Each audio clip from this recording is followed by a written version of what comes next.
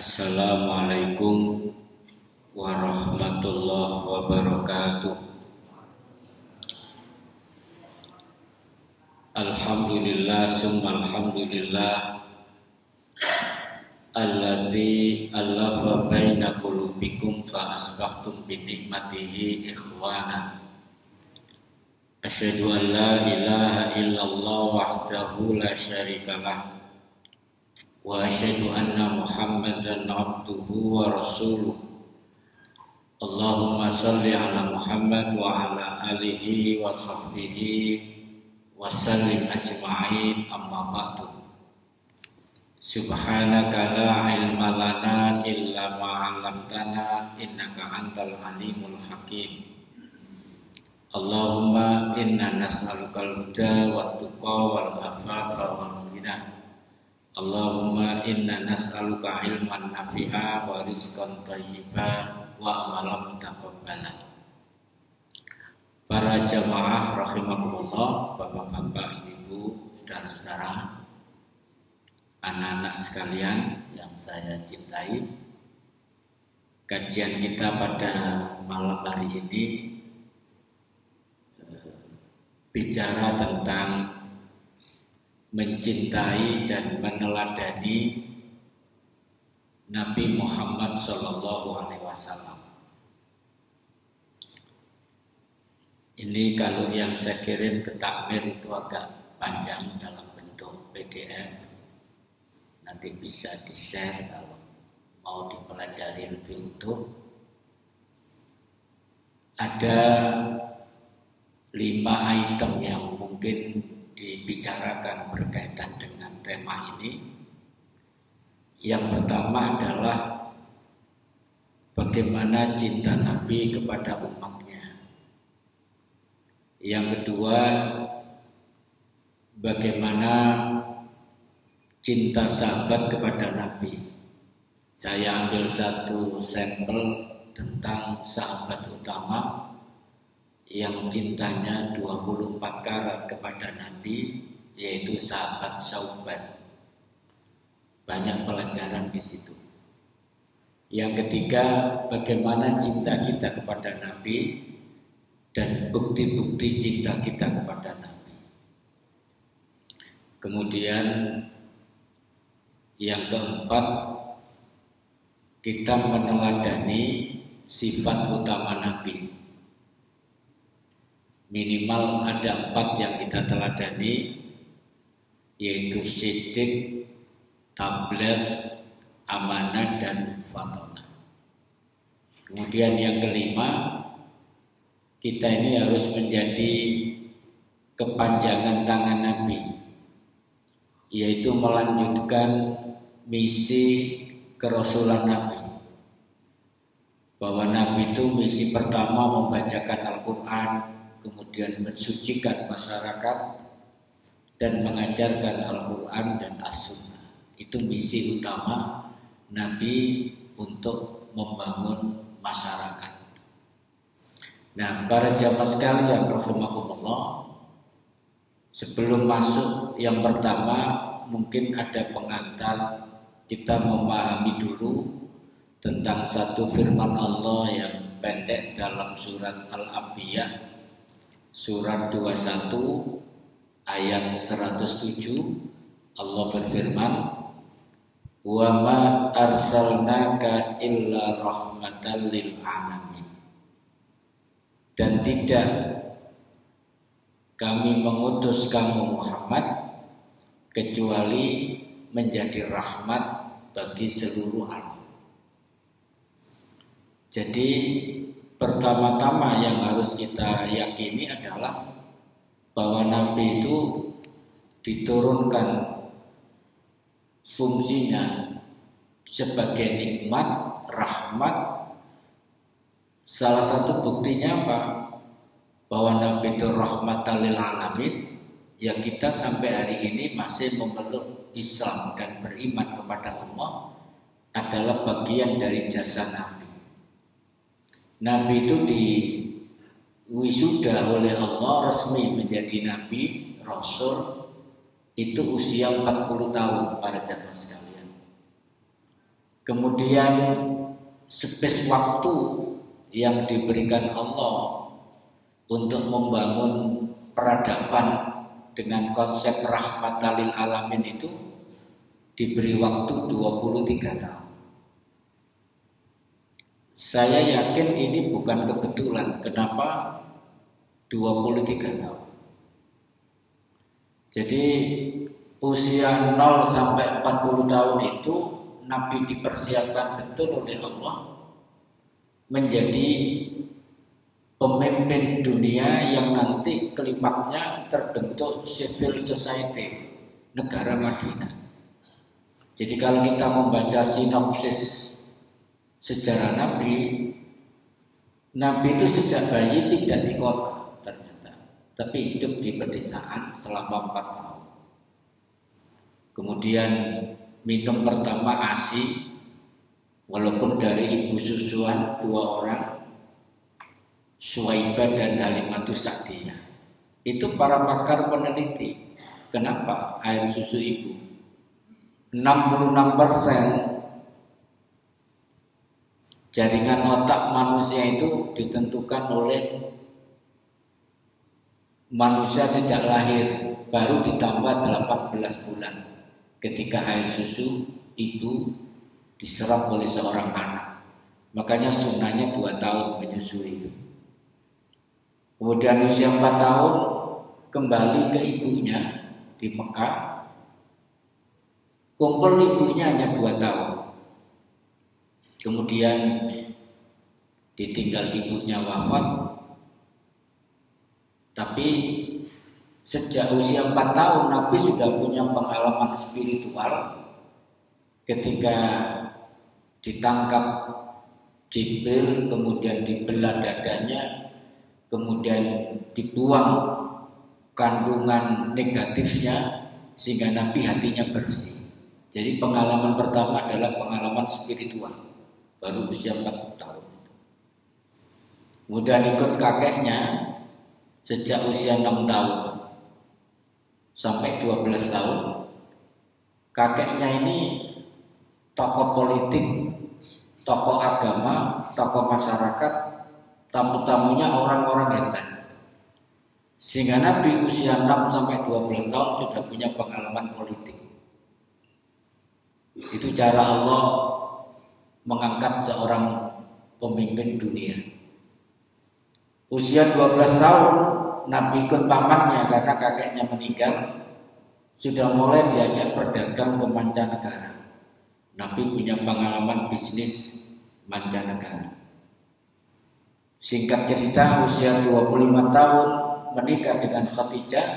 Sebelumnya diangkat menjadi manajer perusahaan Bonafit milik Khadijah.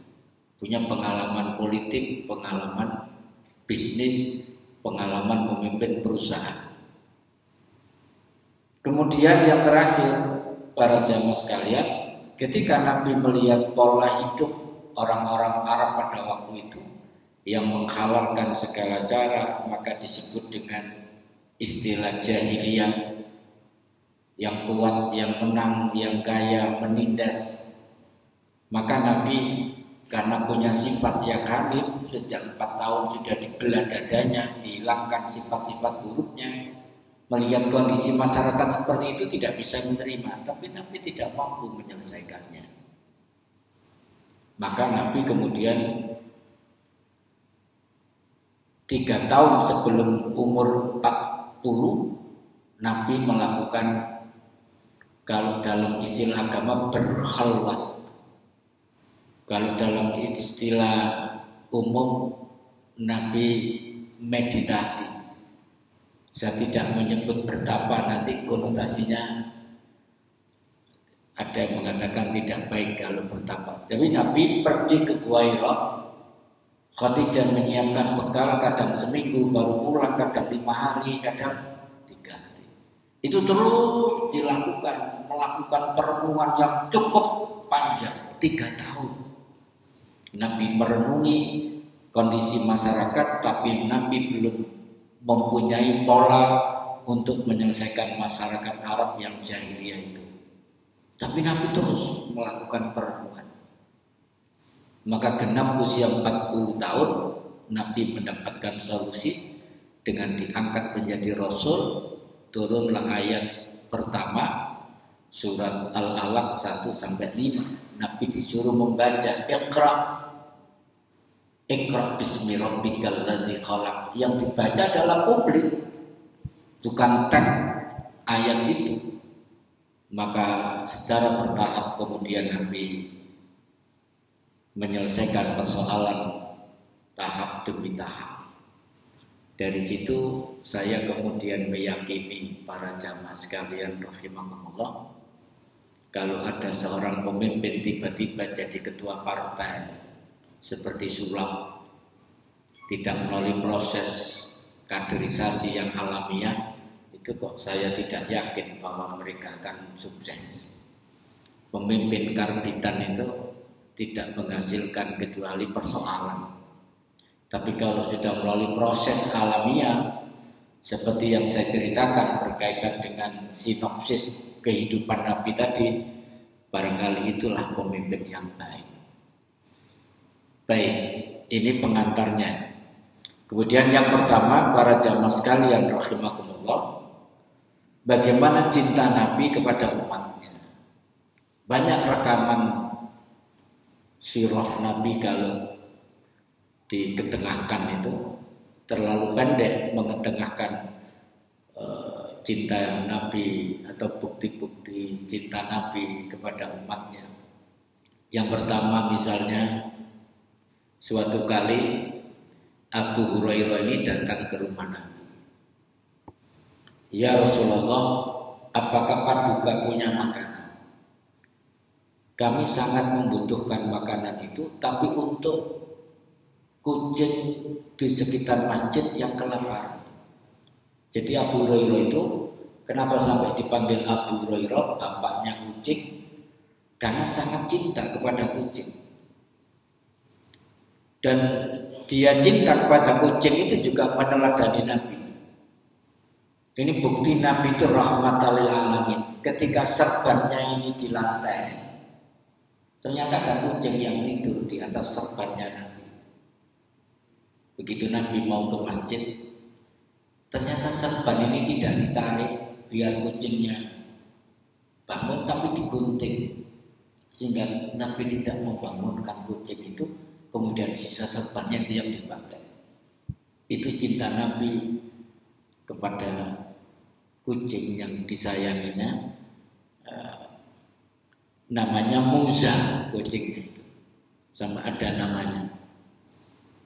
Kadang-kadang kita itu kalau lihat kucing nyolong banteng itu kudu ngamuk aja. Nabi malah digunting. Lah Abu Hurairah mencintai kucing-kucing itu di Masjid Nabawi sampai dipanggil Abu Hurairah itu. Dan Nabi mengatakan tidak ada makanan sedikit pun wahai Abu Hurairah. Kemudian diajak oleh Nabi pergi ke rumah Fatimah. Assalamualaikum, kata Fatimah. Siapa yang di luar? Aku, ayahmu Muhammad. Wahai ayahku, kata Fatimah, engkau diharapkan masuk ke dalam rumahku. Kenapa? Saya sedang tidak berpakaian karena pakaian saya dipakai oleh Ali untuk mencari nafkah. Jadi ayah jangan masuk ke dalam rumah. Hendak aku sekedar barangkali kamu punya makanan. Abu Hurairah membutuhkan untuk kucing di masjid yang kelaparan. Saya juga tidak punya makanan sedikit pun ya Rasulullah. Kemudian Fatimah menangis ketika tidak bisa memberi makanan untuk kucing-kucing itu. Tangisan itu terdengar, Abu Hurairah ikut menangis.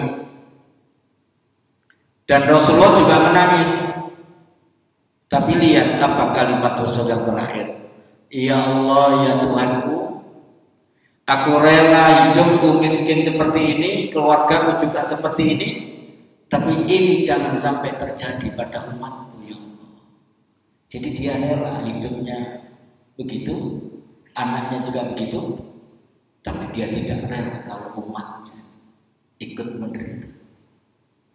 Ini bukti betapa cinta Nabi kepada Ketika ada anak yatim, ini saya suka cerita ini. Ada anak yatim ini yang menggambar-gambar di tanah, bajunya lusuh, kelihatan sedih pada saat hari raya Idul Fitri. Sementara di sebelah sana teman-temannya bergembira, riang gembira karena pakai baju baru. Kemudian Nabi berangkat dari rumahnya terhadang oleh anak ini. Maka kemudian ditanya, kenapa kamu kelihatan sedih wahai anakku? Wahai paduka, menangis anak ini. Begini rasanya kalau saya gak punya ayah itu. Teman-temanku pakai baju baru, bisa bermain, lihat itu ya Rasulullah. Tapi aku tidak bisa. Rasulullah berhenti. Yang tadinya berdiri dia duduk, menyamakan wajahnya dengan wajah anak ini. Nabi mengatakan, maukah kamu menjadi anakku dan menjadi adik dari Fatimah? Anak yatim ini terperanjat. Apakah benar paduka? Benar. Maka Nabi tidak melanjutkan ke masjid, pulang dulu dituntun anak ini. Kemudian diajak ke rumah, dikasih makan sampai kenyang, disuruh mandi, dikasih baju baru, kemudian diajak keluar, digandeng oleh Nabi. Dan sahabat-sahabatnya yang riang gembira tadi semua menyaksikan tentang kebahagiaan anak yatim ini. Kemudian anak itu memamerkan kebahagiaannya. Aku sekarang punya ayah dan aku punya saudara.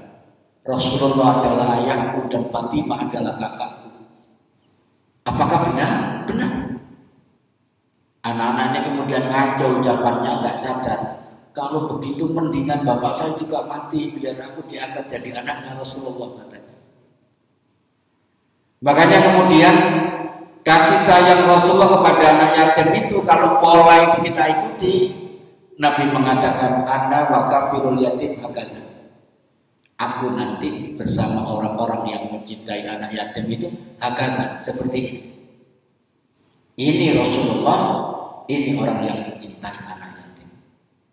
Kedudukan ini di surga, bukan di dunia. Maka orang-orang yang menyayangi anak yatim itu masuk surga persis satu digit di bawah Nabi. Makanya Nabi itu sampai menyarankan kalau kita punya kenal anak yatim, ada anak yatim disuruh mengusap kepalanya.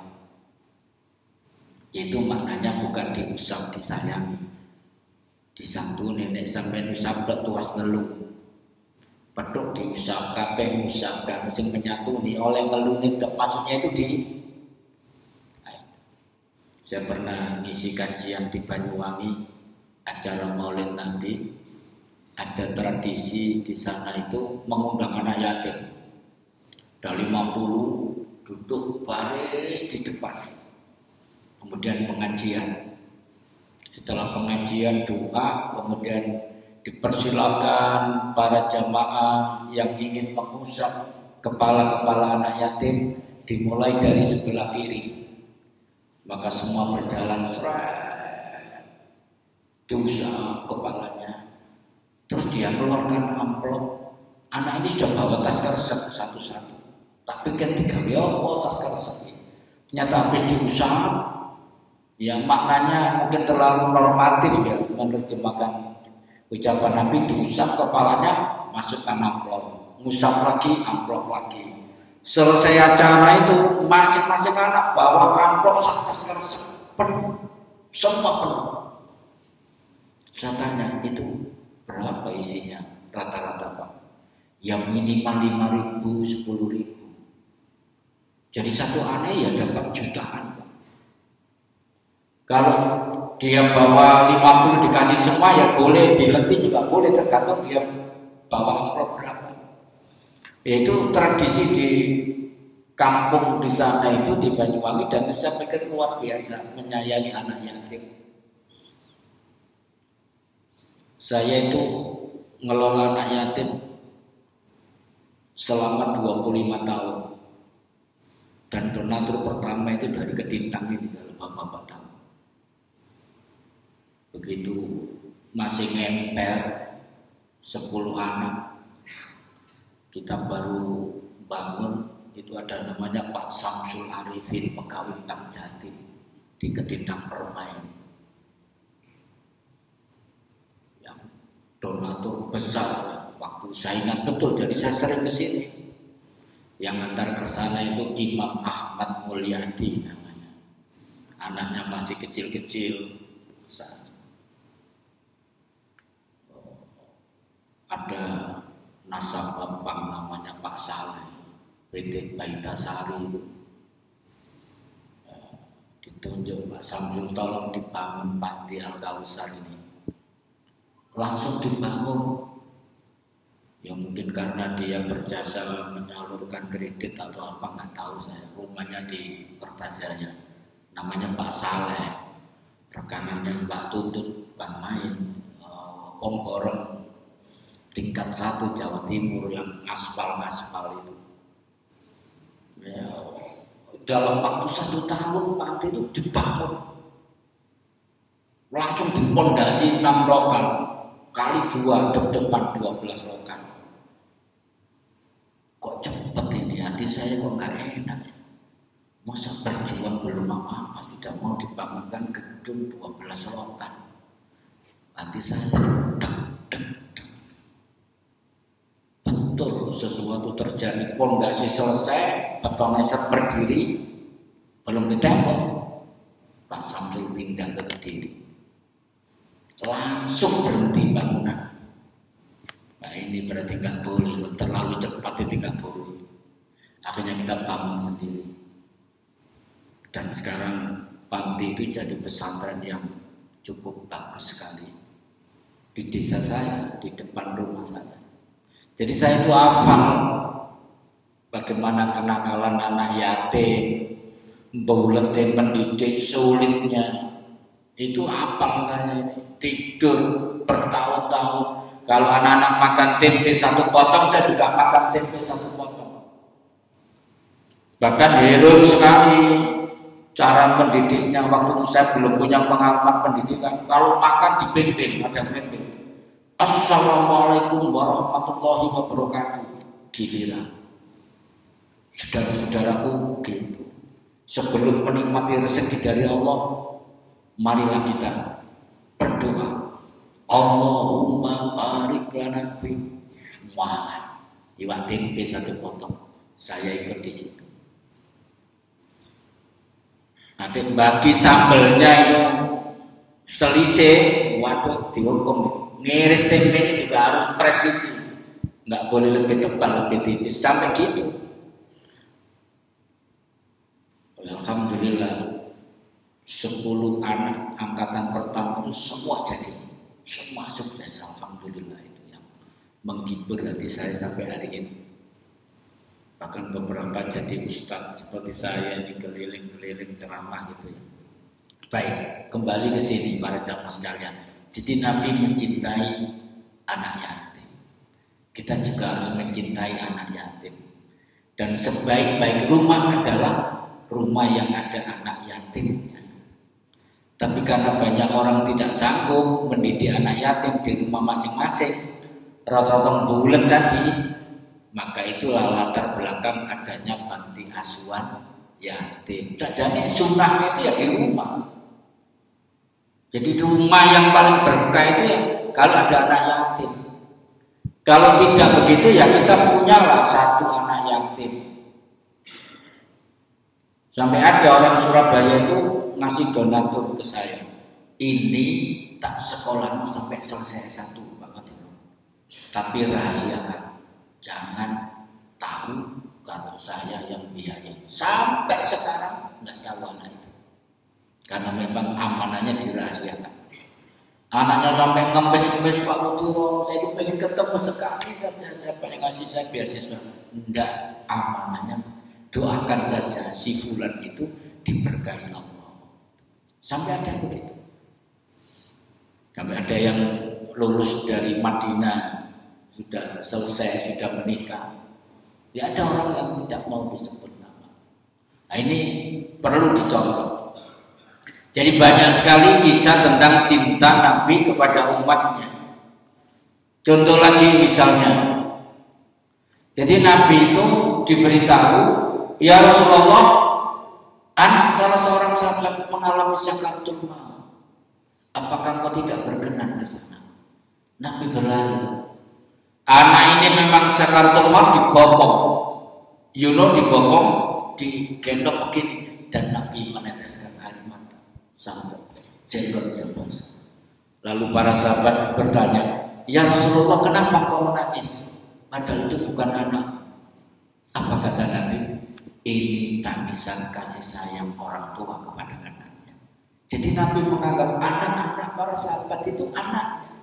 Begitu cintanya Nabi kepada umatnya. Ketika sakaratul maut, siapa yang dipanggil oleh Nabi? Bukan Fatimah, bukan kerabatnya. Yang dipanggil ummati, ummati, ummati. Artinya bagaimana nasib umatku, bagaimana nasib umatku, itu yang dipanggil oleh Nabi. Saking cintanya kepada umatnya. Makanya ayat itu apa bunyinya? Dalam surat At-Taubah ayat 128, ayat ini bicara tentang sifat Nabi. Laqad ja'akum, sungguh telah datang kepadamu Rasulun, seorang Rasul, min anfusikum, dari kalangan kamu sendiri. Maksudnya dari suku Quraisy. Azizun alaihi ma anittum, berat terasa olehnya, oleh Nabi, penderitaan yang kamu alami. Jadi Nabi itu merasa berat kalau umatnya itu mengalami penderitaan, cobaan. Nabi ikut merasakan. Harisun alaikum bil mu'minina raufur rahim. Dia sangat menginginkan keimanan dan keselamatan bagimu, dan amat belas kasihan kepadamu juga terhadap orang-orang yang beriman. Jadi ini sifat Nabi dalam Al-Quran, kemudian dalam sirah persis bagaimana cinta Nabi kepada umatnya. Yang kedua, para jamaah sekalian, sampel saja ini bagaimana cinta sahabat kepada Nabi. Ada contoh namanya Sauban namanya. Sauban ini juga perawi hadis. Kalau lama beberapa jam gak ketemu Nabi, Sauban ini kelihatan pucat, hatinya gundah gulana, seperti orang yang sakit. Maka Nabi bertanya, "Ya Sauban, apakah kamu sakit?" "Tidak, wahai baginda. Saya ini ya seperti ini kalau lama nggak memandang wajah Tuhan." Jadi memandang wajah Nabi itu bercahaya, membahagiakan.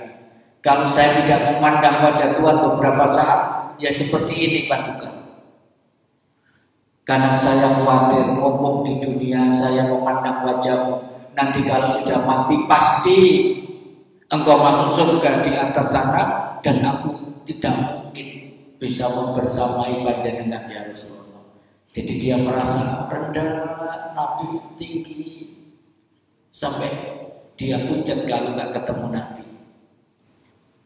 Kemudian Nabi menggaransi, "Jangan khawatir, kamu akan masuk surga bersama dengan orang-orang yang engkau cintai."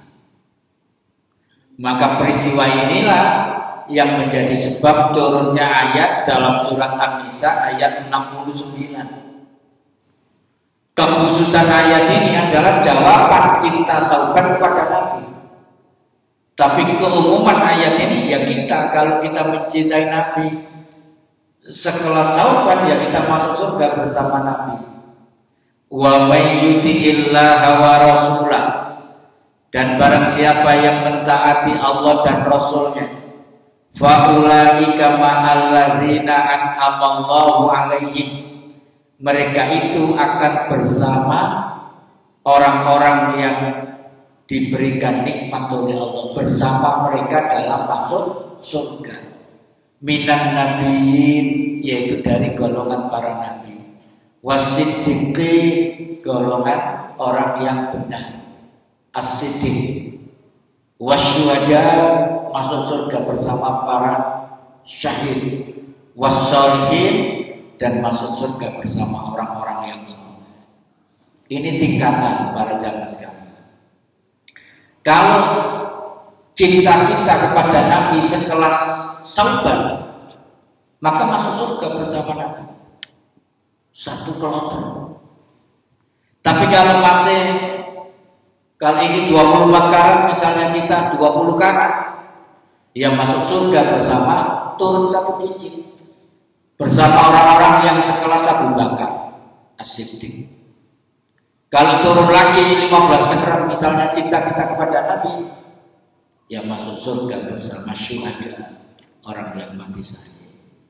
Tapi kalau hanya 10, misalnya cinta kita kepada Nabi tidak total, masih masuk surga bersama dengan orang-orang yang soleh. Di bawah ini sudah tidak ada. Jadi kita masuk surga itu bisa bersama Nabi, orang yang benar, kelasnya Abu Bakar, orang yang mati syahid, keempat orang yang soleh. Di bawahnya sudah nggak ada kelompoknya. Terakhir kelompok yang soleh.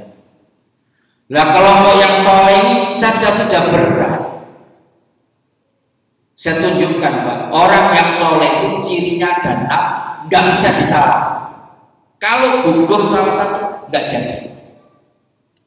Itu terdapat dalam surat Ali Imran, mulai ayat 113 sampai 114.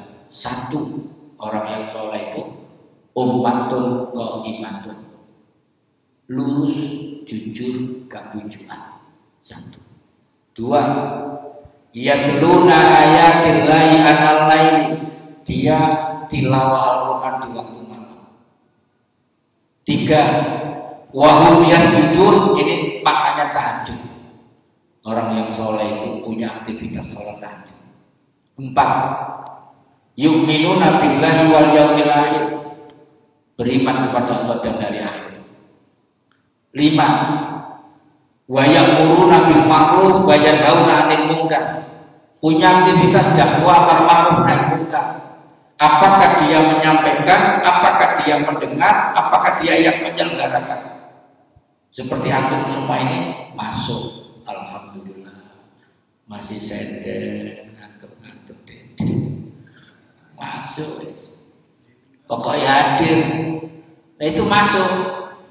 Yang keenam, yang terakhir, wa yusari'una fil khairat, orang-orang yang terdepan dalam kebaikan.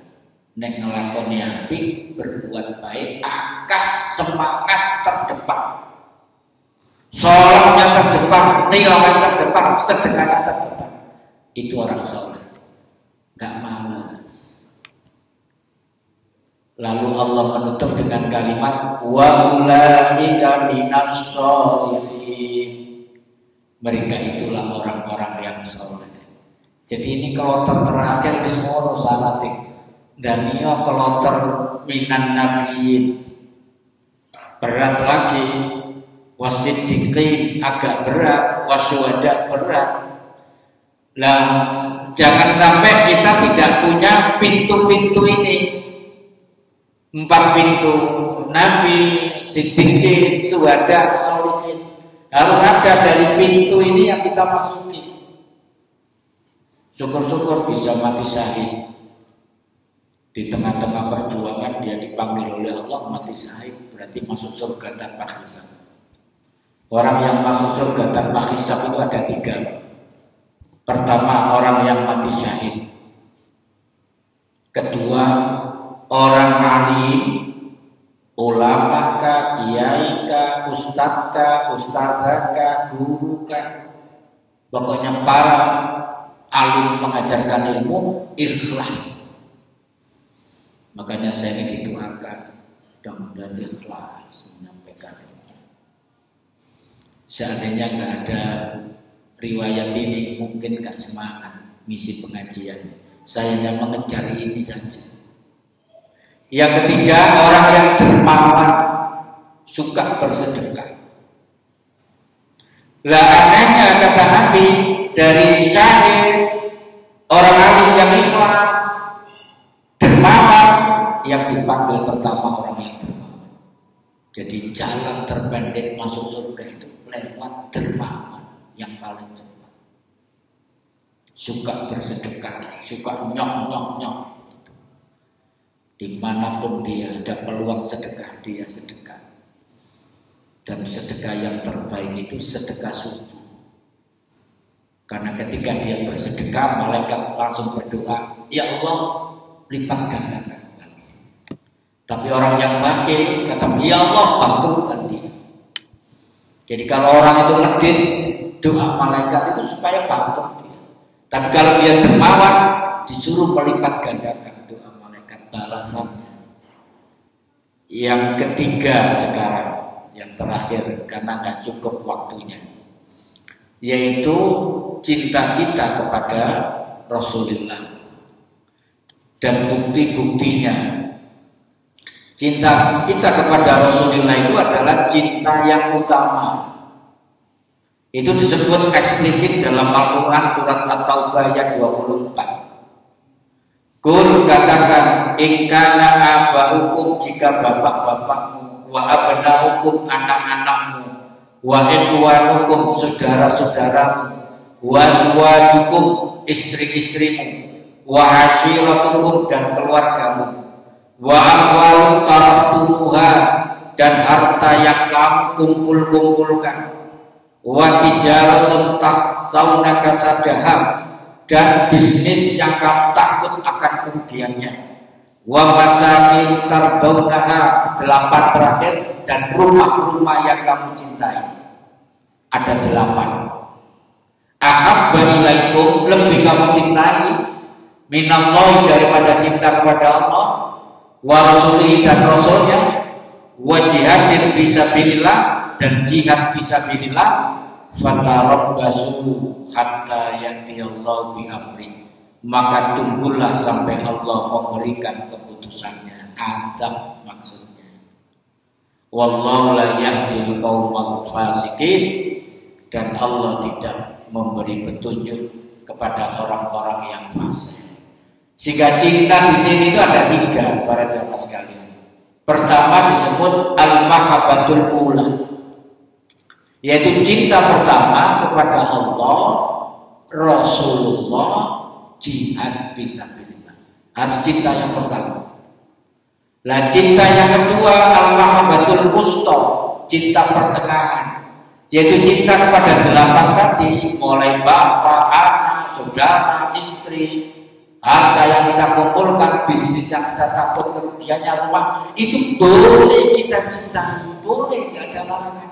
Tapi jangan melampaui cinta kita kepada Allah, Rasulnya, dan jihad. Itu maksudnya.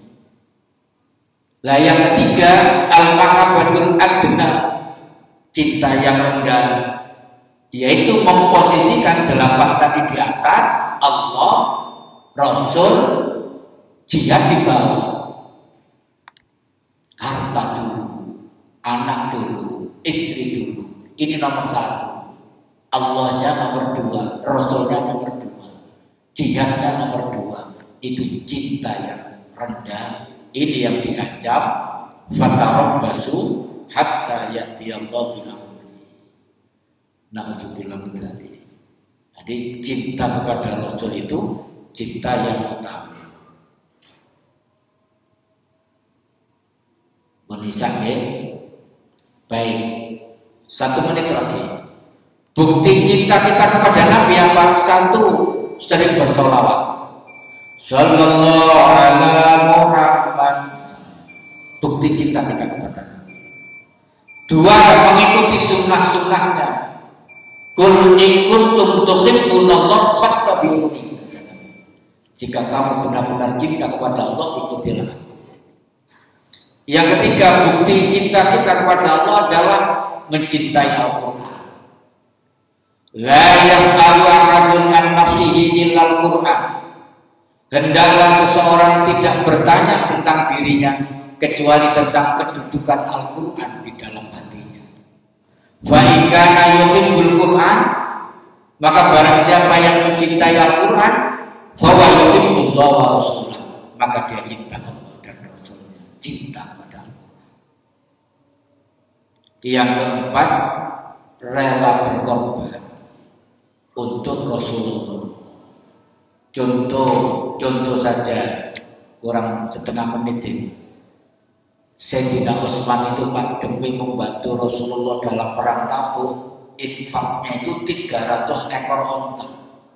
Kurs rupiah per ekor 18 juta, berarti sekali infak 5,4 miliar Utsman bin Affan. Kemudian ditambah 1000 dinar emas, 1 dinar 4,5 gram kali 1 juta per gramnya, maka terkumpul 4,25 miliar. Itu gayanya Utsman infak karena cinta kepada Nabi dan ikut membantu perjuangan Nabi dalam perang Tabuk. Kemudian taat perintah dan larangan Rasulullah, itu bukti cinta kita yang terakhir. Apa buktinya?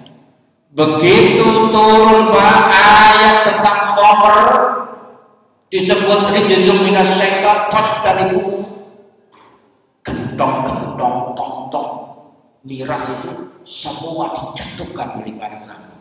Orang Arab itu peminum, sholat itu sih mampu. Wala taqrabus sholat wa antum sukara, jangan mendekati sholat kalau dalam kondisi mampu. Mari sholat mampu. Begitu rijzum minas syaitan, sehingga selokan-selokan jazirah Arab penuh dengan khamr. Kenapa? Ketika aturan Rasul itu turun, yang ada sami'na wa ata'na, itu yang patut kita teladani. Begitu perintah Allah dan Rasul, sami'na wa ata'na. Demikian yang bisa saya sampaikan. Mohon maaf apabila ada kekurangan. Billahi taufiq wal hidayah. Assalamualaikum warahmatullahi wabarakatuh.